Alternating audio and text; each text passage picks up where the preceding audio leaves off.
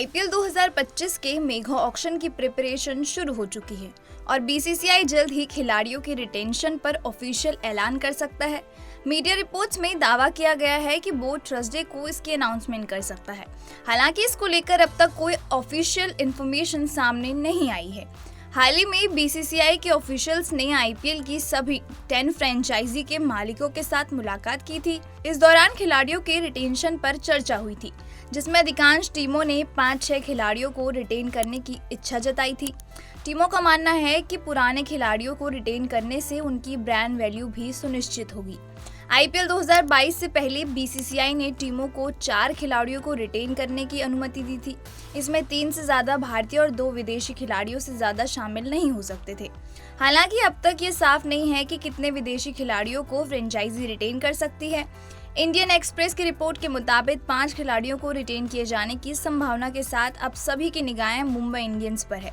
पिछले 1 दशक से उनकी कोर टीम एक जैसी ही रही है, लेकिन इस साल हार्दिक पांड्या की कैप्टनसी में निराशाजनक प्रदर्शन के बाद ये देखना दिलचस्प होगा कि वे रिटेनर को किस तरह से टीम में शामिल करते हैं।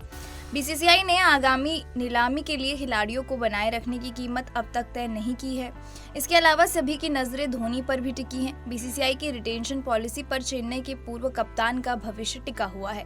बीसीसीआई फिलहाल आईपीएल 2024 की रणनीति पर विचार कर रहा है। कई फ्रेंचाइजी और उनके अधिकारियों ने पहले ही उन खिलाड़ियों की संख्या पर प्राथमिकताएं सौंप दी हैं जिन्हें वे बनाए रखना चाहते हैं। वहीं कुछ फ्रेंचाइजी ने रिटेंशन संख्या को 8 तक बढ़ाने का अनुरोध किया है, जबकि कुछ एक भी खिलाड़ी को बनाए रखने की इच्छुक नहीं है। अंतिम रिटेंशन संख्या 5 या 6 होने की संभावना है, लेकिन बीसीसीआई ने अभी इस मामले पर औपचारिक सूचना नहीं जारी की है। खिलाड़ियों की रिटेंशन की संख्या तय करने के बाद इस बार की नीलामी एक बड़ी नीलामी होगी। हाल ही में हुई बीसीसीआई की बैठक में फ्रेंचाइजियों ने मांग उठाई थी कि नीलामी को 1 साल के लिए टाल दिया जाए। फ्रेंचाइजियों ने इसके पीछे निरंतरता का हवाला दिया था। अधिकांश टीमों का मानना है कि मेगा ऑक्शन 4 या 5 साल के चक्र में हो। बता दें कि पिछले 2 मेगा ऑक्शन 2018 और 2022 में हुई थी। कुछ मीडिया रिपोर्ट्स में दावा किया गया था कि कोलकाता नाइट राइडर्स के सह मालिक शाहरुख खान ने इस साल मेगा ऑक्शन नहीं कराने के पक्ष में आवाज उठाई थी।